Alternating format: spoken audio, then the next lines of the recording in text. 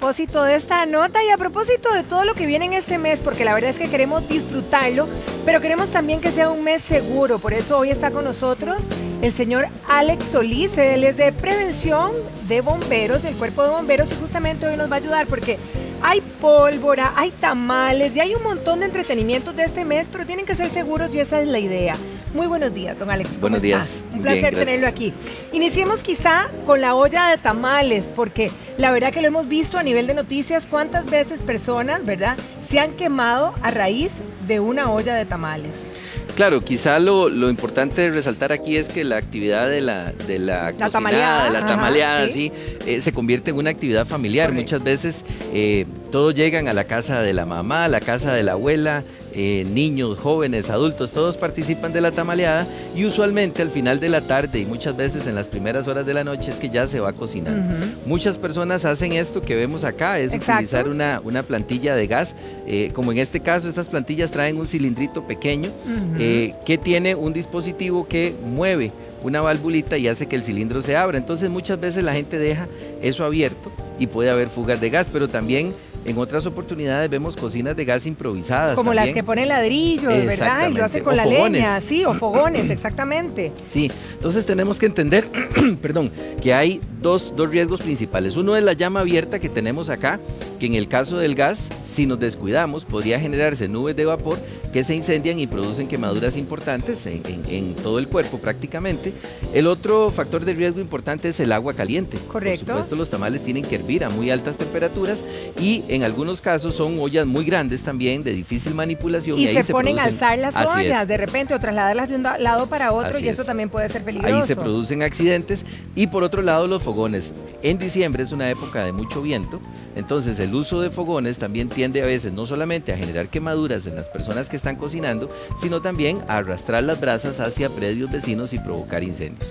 El accidente más típico también. Sí, ¿cuál es el más común, don Alex? Es cuando la gente usa, por ejemplo, gasolina o aguarrás, que son muy volátiles, para encender el fogón. Claro, entonces llegan y como el fogón no enciende, muchas veces lo que tenemos es lo que nosotros llamamos un fuego incandescente, que no hay llama, sino que solamente hay una brasa, hay humo, y eso la gente dice, bueno, y no está prendiendo, entonces se traen un poco de gasolina y lo tiran, ¿verdad? Ese movimiento hace que cuando el líquido esté viajando a través del aire se genere una gran cantidad de vapor que forma una nube que usualmente al tocar la llama o la brasa regresa hacia el cuerpo de la persona y produce también quemaduras importantes. Además, estos fogones que se improvisan generalmente son alturas muy bajas, ¿verdad? Entonces, es muy fácil además que los niños tengan acceso o que en ese momento que uno hace esa operación también podamos afectar a otras personas o a otros chicos, ¿verdad? Claro, definitivamente los niños tienen que estar siempre fuera de la cocina, ¿verdad? Sí. Y sobre todo cuando estamos cocinando con algún tipo de llama abierta, ya sea gas o sea fogones.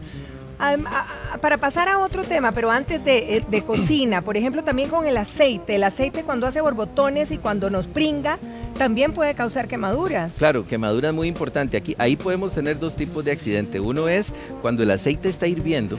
Por ejemplo, si alguien mueve cerca del aceite algún objeto húmedo o algún objeto que pueda tener agua. Como cuando estamos haciendo chicharrones, don Alex, por ejemplo. También, por ejemplo. O cuando está solamente el sartén muy caliente con aceite, si le cae agua, tiende a salpicar y eso puede generar quemaduras en el rostro, puede generar quemaduras en la cara. También puede incendiarse el sartén, ¿verdad? En muchos de los casos la llama, sobre todo si se está cocinando con gas o con leña, la llama puede pasar a la superficie del sartén y entonces se va a generar una llama muchísimo más grande. En esos casos, pues lo que hay que tener cuidado siempre es de tener un trapo húmedo, un trapo bastante pesado, en la medida de lo posible, mojado, húmedo, ¿verdad? No estilando porque va a generar un problema mayor, pero se humedece, se escurre, se tapa las manos, preferiblemente que se tape esta parte y se coloca en la superficie del sartén para que se elimine todo el oxígeno y se pueda apagar. Esto puede hacerse siempre y cuando no haya llamas alrededor, ¿verdad? Porque si está cocinando con leña posiblemente y hay llamas hacia afuera, podría también quemarse el trapo. Entonces es más común en cocinas de gas, que la llama es más controlada, o en cocinas eléctricas. Ahora, si pasamos de las cocinas, pasemos al tema de las parrilladas, ¿verdad? Y entonces hay parrillas diferentes, hay parrillas improvisadas, hay otras más sofisticadas, pero hay el uso del carbón, el uso de la leña, que también pueden generar accidentes cuando creemos que todo lo tenemos controlado. Sí, bueno, eso justamente es la característica de un accidente, ¿verdad? Hay un exceso de confianza, creemos que todo lo tenemos controlado. Y también el otro factor que media en la mayoría de los accidentes es la improvisación. Esto, por ejemplo, que vemos aquí, ¿Sí? Es un cilindro. Ese es un cilindro que lo convirtieron en una parrillada, en una parrilla. Este es un cilindro de un gas refrigerante, y los gases refrigerantes también son inflamables. Entonces, el primer error que se cometió aquí y que propicia un accidente importante es cortar esto. ¿De verdad? Esto pudo haber generado una explosión durante el proceso de corte con daño importante para la persona que lo hizo. Entonces, por lo que queda, el material que queda todavía en el balón. Es muy posible que lo hayan lavado, no lo sé, eso no lo podríamos determinar ahorita, pero si las personas ven esto y dicen, qué buena idea hacer una parrilla de eso. Porque pareciera que quedó muy bien, la verdad. Tengamos presente que ya desde ahí hubo un riesgo importante de accidente. Okay. ¿Qué pasa con este diseño? Es un diseño, pues, una muy buena idea de alguien, pero vea, por ejemplo, lo que podría pasar aquí. Eso, sí, desde que lo abrió ahora más temprano me quedé pensando que se le podía venir para atrás, ¿verdad? No tiene ninguna ventilación, entonces imagínese el calor que esto va a generar si alguien lo cierra para que la carne esté más rápido. Imagínese que yo lo voy a abrir y no tengo un objeto que me aíle el calor y lo haga esto y me esté quemando y lo suelte. Híjole, qué peligro, sí. Esto es lo que va a pasar por un problema de diseño. Esto nunca fue diseñado para hacer una parrilla. El otro tema es esta parte de acá. Alguien podría tener la tendencia a levantarlo de aquí y nuevamente perder el control. Y además eso tiene que estar caliente si es que está prendida, ¿verdad? Sí, porque no tiene ninguna ventilación. Además, una vez que prenda, esto va a tener otro problema. Al no tener ventilación, va a haber poco oxígeno. Entonces la persona puede tender a usar acelerantes, dado que estos carbones les va a costar mucho prender. Entonces alguien podría tener la tendencia a usar acelerantes, o sea, gasolina, canfín o cualquier otro líquido inflamable, hasta el mismo alcohol, que podrían poner ahí, y eso les puede generar también una llama que les va a causar quemaduras importantes. Y por otro lado, pues en las parrillas siempre hay que tener el cuidado de que se mantengan los niños lejos del área donde se está cocinando, y lo mismo que dijimos con la leña, ¿verdad? La posibilidad de que las brasas puedan arrastrarse hasta otros sitios. Otro elemento importante, tanto en la tamaleada como en las parrilladas, es que una vez que termina el evento, todo el mundo se va a comer tamales o a comer carne, ¿verdad? Y se nos olvida. Y muchas veces no se termina de pagar. ¿Cuáles son los errores más comunes, digamos, para poder, porque sabemos que mucha gente hace parrilla los fines de semana, ¿verdad? Y diferentes, y en diferentes artefactos. Para hacer un llamado de atención, don Alex. Tres cosas importantes. Uno, mantener la vigilancia siempre. Okay. Bueno, en el orden, a la hora de encenderlo, utilizar siempre papel o algún material que no sea un líquido inflamable. ¿Fósforos? ¿Tiran fósforos? Eso... Es que el tirar fósforos usualmente se hace porque el material combustible está impregnado con un líquido acelerante. Entonces la gente tira el fósforo creyendo que no va a tener ningún problema. Sin embargo, recordemos lo que expliqué hace un momento, esa nube de vapores que se forma entre el cuerpo de uno, entre la mano de uno y donde derramó el líquido, esa nube de vapor siempre va a estar ahí, sobre todo porque tratamos de tirar el fósforo inmediatamente. El otro elemento importante a considerar es mantener el área aislada, tener estos elementos estables que no sean improvisados, ¿verdad? Si cocinamos con leña, pues tiene que ser un fogón preparado para eso. Si vamos a tener una parrilla, pues tendrá que ser una parrilla que haya sido diseñada en forma adecuada, que sea estable. Este tipo de improvisación no suele ser adecuado. Y por otro lado, mantener la vigilancia estricta siempre sobre el área donde está el material incandescente, y al finalizar apagarlo. La única forma de apagar eso es echando agua, ¿verdad? Y dejarlo totalmente frío, los carbones. ¿Y esos no dañan los carbones, o sí? Claro, pero es que ya están quemados. Sí. Pero es que yo creo que mucha desecho. Gente, ¿verdad? Creemos que los vamos a reciclar, los que no están tan mal, de ninguna manera. Entonces la verdad es que hay que apagarlo con agua, eso es lo más sano. Terminamos, echamos agua y ahí sí, a comer todos tranquilos y en paz. Esa es la idea. En todo caso, si los queremos reutilizar, pues es cuestión de sacarlos que estén más enteros y ponerlos al sol y ya. Pero mentira que vamos a hacer eso, ¿verdad? Así que mejor apagarlos con agua. Ahora, ¿qué pasa cuando la persona de repente tiene un accidente? Es decir, o la llama lo alcanzó, o el agua lo quemó, o, ¿verdad? Porque puede ser con agua, hablamos del aceite con la paila de chicharrones y hablamos del fuego en el caso de las parrilladas. ¿qué hacer de inmediato? Porque muchos tenemos remedios caseros o unos salen corriendo, otros simplemente elaboran, ¿verdad? ¿Qué es lo correcto, don Alex? Aquí lo primero es que todos los que no estamos involucrados en el accidente, y por supuesto, es difícil decirlo si uno no está involucrado, la misma persona que está involucrada en el accidente, es mantener la calma. Sí. Creo que eso es fundamental. En segundo paso, aunque suene muy lento, hay que retirarse. Pues esto ocurre en segundos, ¿no? Hay que retirarse de la fuente.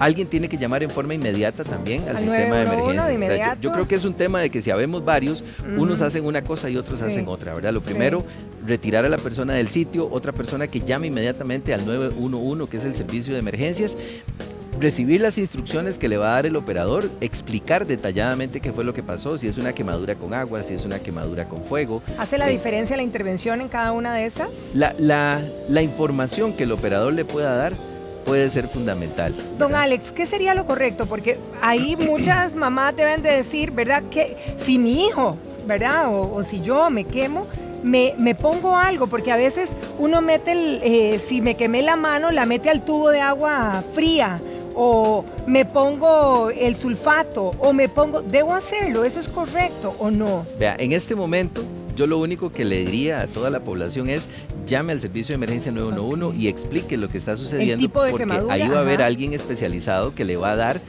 instrucciones dependiendo de las características del accidente. Y la otra cosa que diría categóricamente es no ponga nada, ningún remedio casero es bueno. Lo único que vamos a hacer si ponemos un remedio casero, cualquiera que sea, yo no voy a decir ninguno aquí porque se me podría malinterpretar. A veces pone tomate o la papa porque absorbe el calor, ¿verdad? Porque bueno, uno ha oído tanto que uno dice, voy a hacer algo. Cualquier cosa que hagamos, lo único que va a hacer es generar contaminación en la herida. Y eso va a provocar un mayor dolor cuando la persona llegue al hospital. Va a aumentar el riesgo de infección también de esa herida y por supuesto puede ser que aumenten los daños. Entonces tenemos que tener presente que no hay que colocar absolutamente nada hasta que llegue el personal especializado del servicio de emergencias para atenderlo de forma adecuada. Por ejemplo, el lavado con agua. Depende del agua. Alguien podría salir y meter la mano en un estañón de agua que está ahí sucia y eso le va a generar mayor infección. Claro. Mientras que una vez que llegue la ambulancia, una vez que llegue el personal especializado, si hay que enfriar, si hay que irrigar la herida, ellos lo van a hacer con agua destilada, con suero, con cualquier material que está preparado para atender una situación de emergencia. Entonces, en la casa lo único que tenemos que hacer es mantener la calma, llamar inmediatamente al servicio de emergencias y pedir la ayuda especializada. ¿Qué pasa si se prende la ropa, por ejemplo? Ah, bueno, ok. Eso es otra porque posibilidad. Hay que apagarla, porque entonces empieza, ¿cómo hago? Ahí lo fundamental digamos, yo me quemé, vea usted, yo perfectamente esto, de alguna manera puede haberse empezado a encender.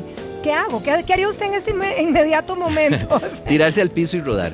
Yo me tiro al piso y ruedo para apagarlo. Así es. Y si la persona no reacciona, yo puedo tirarle al piso y rodarla. Con cuidado, no empujarla muy duro. Sí, ¿verdad?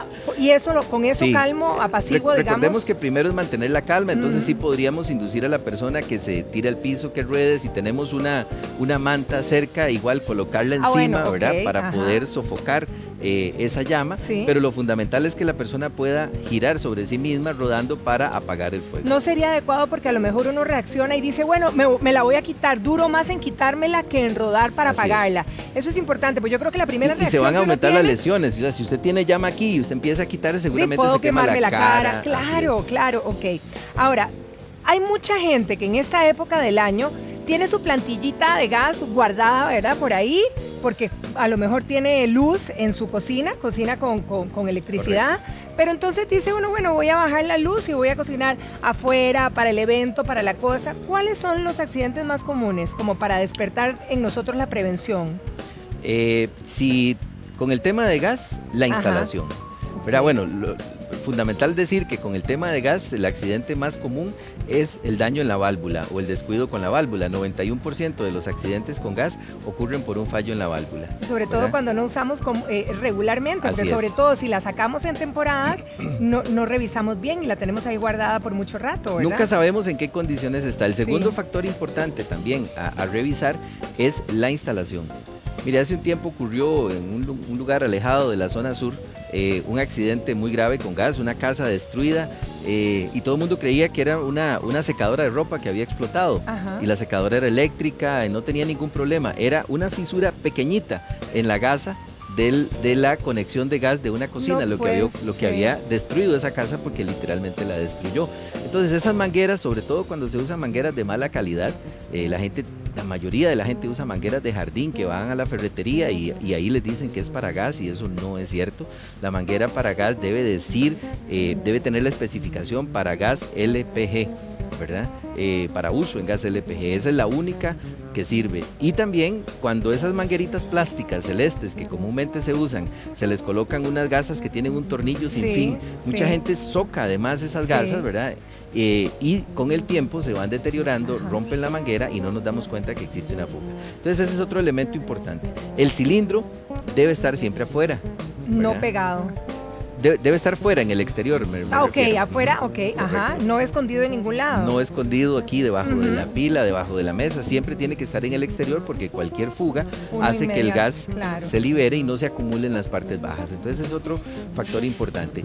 Y el otro elemento importante también es que cerca de la cocina, bueno, más bien cerca de la cocina no, siempre a mano de nosotros los adultos, porque cerca de la cocina podría un niño agarrarlo, ¿verdad? Claro. Pero siempre que vayamos a encender la cocina, nosotros tenemos que tener el encendedor o el fósforo en la mano, porque otro de los accidentes típicos es que la gente viene, abre la válvula, se le olvida que no tiene el fósforo o el encendedor, se va a buscarlos. Claro. Mire, tenemos casos donde hay gente que se ha ido a la pulpería a comprar los fósforos y cuando eso regresa quedó abierta la válvula y hay una nube de gas dentro de la casa. ¡Qué horror! Entonces eso también es fundamental, que cuando vayamos a usar la cocina tengamos la certeza que tenemos el encendedor a mano y preferiblemente usar unos encendedores que son adecuados para cocinas de gas, que eso es como una pistolita. Como los larguitos. Sí, tiene, no el encendedor normal ese que se usa para encender casi cigarrillos. Que mete la mano. Sí. Ahora, Alex, por ejemplo, digamos que esta es la casa de uno, ¿verdad? Y uno dice, bueno, voy a hacer un fogón, que es lo que se acostumbra, ¿verdad? ¿A dónde debería? Es decir, lo hago sobre el zacate, lo hago en cemento, lo hago cerca al patio de mi casa, o la idea es irme retirada. ¿Cuál sería la recomendación en ese aspecto? Si se va a hacer un fogón en el exterior, tiene que ser lo más alejado posible de cualquier elemento combustible, alejado de la casa, del predio vecino. Es decir, eso se puede hacer cuando uno tiene un espacio terreno grande, suficiente. exacto. Ajá. Por otro lado, es importante que sea una superficie totalmente incombustible. ¿Qué significa eso? Que no tenga capacidad de encenderse. Hay gente que pone un pedazo de madera, bueno, la madera le va a ayudar a quemarse. Hay gente que lo hace sobre una tarima de estas de las bodegas. Ah, sí, que también es madera. Sí, correcto. También eso se va a quemar y podría propagar el incendio. Si tenemos un área de un planché de cemento, pues sería lo ideal. Planché de cemento sería lo ideal. Claro, si no, por ejemplo, láminas de hierro también, latas, eso ayudaría, aunque la lata se va a degradar siempre. ¿Y si relleno de piedra, por ejemplo? También podría ser un relleno de tierra o piedra, ahí lo podría ubicar. En todo caso, nosotros no recomendamos que se hagan fogones sobre el piso porque hay mucha propensión al accidente, como usted decía, la llama que puede quemarle la ropa, ¿verdad? Lo queda a la altura del acceso de cualquiera también. Lo ideal siempre es que haya una mesa que sea de material incombustible. En el campo, por ejemplo, lo que hacen es que levantan una especie de tabanco, más o menos a 90 centímetros, lo rellenan de tierra, de tierra básicamente, le hacen una capa de arcilla y ahí es donde cocinan porque ahí no hay forma de que se propague hacia ningún sitio. Ahora vamos a otro, este ejercicio. Vámonos ahora a otro punto que lo veíamos antes de entrar a esta entrevista, que son los juegos de pólvora, ¿verdad? Que son divinos, llenan de luz, de magia. Pero bueno, hay pólvora de pólvora y en los chiquillos, muchos de los chiquillos aman ver todos esos colores en el cielo y muchos de los adultos. ¿Cuál es el manejo adecuado? Y esto no nos cansamos de repetirlo porque año tras año vemos más y más casos, Alex. Bueno, tenemos que entender que hay diferentes tipos de juegos pirotécnicos, ¿verdad? Hay juegos pirotécnicos que solamente tienen que ser manipulados por profesionales y son los que vemos en las fiestas, todo tipo de festividad mayor, ¿verdad? Que se convierte en un espectáculo pirotécnico de orden profesional. Eso es un tipo. Y ahí nosotros, no tenemos grandes, exacto. Cualquier persona que no esté entrenada para eso no debe ni siquiera tocarlo, ¿verdad? Las famosas bombetas de trueno, todo ese tipo de juego pirotécnico es para profesionales. Existe otra clasificación que son los de libre venta. Esos se pueden usar por adultos y preferiblemente adultos que también tengan una clara conciencia del riesgo que implica y que tomen todas las medidas de seguridad. La principal fuera del alcance de los niños. Okay. Lejos de sitios donde podamos causarle un daño a otra persona, ¿verdad? Y hay otro tipo de pólvora que es la pólvora clandestina, ¿verdad? La pólvora ilegal que la fuerza pública, el Departamento de Armas y Explosivos y el Ministerio de Salud trabajan arduamente en los decomisos, en la identificación de este tipo de pólvora, que esa pues definitivamente nosotros no podemos comprar pólvora en ningún centro, en ningún sitio de dudosa procedencia. Todos los establecimientos de venta de pólvora están debidamente autorizados por Armas y Explosivos y por el Ministerio de Salud y tienen una identificación de que son sitios de venta de pólvora autorizados en la que solo pueden comprar pólvora los mayores de edad. Los menores de edad no deben comprar ni manipular pólvora. Eso le iba a decir, ni comprar ni manipular, porque hay muchos tipos de juegos de pólvora que parecieran inofensivos y que son muy bonitos y que quizá nos revientan, o no sé cuál sería la palabra adecuada, ¿verdad? Tan fuerte, tan duro, y uno dice, bueno, esto lo pueden usar los chiquillos. Mire, las personas tienen la tendencia a comprar las famosas bengalas y dárselas a los niños. Las luces de bengalas, sí. Sí, y eso ha causado múltiples accidentes a través de los años, porque esa brasa incandescente puede generar quemaduras también si es manipulada de forma inadecuada. Entonces lo mejor en esos casos es que si alguien tiene la tendencia a usar pólvora, si le gusta, si disfruta de eso, pues tiene que tener claro que es para usar por los adultos y que los niños tienen que mantenerse a distancias adecuadas para evitar las quemaduras en los niños. Excelente, Alex, muchísimas gracias como siempre. A la orden. Un placer tenerlo aquí en el programa. Muchas gracias. Feliz semana, ¿verdad? Feliz inicio de semana y bueno, la idea de aquí era hablar precisamente de esto, prevención para pasar una etapa en paz y felices. Continuamos contigo, Douglas.